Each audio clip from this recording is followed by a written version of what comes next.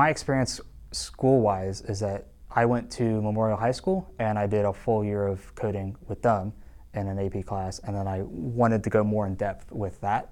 So what I did is I went to UH to go get a computer science degree, and I've gone through 2 years so far, and I'm still going at the moment. What's your favorite thing about that program?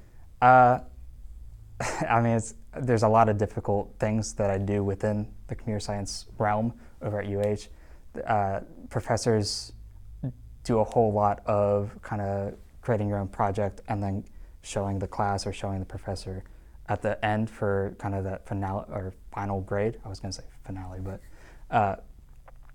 that whole kind of creating your own thing and then showing it off and seeing how well you do based off either peer review or someone at a higher level than you, and really showing you what you can do better, what's wrong with it, that type of thing really helps you develop.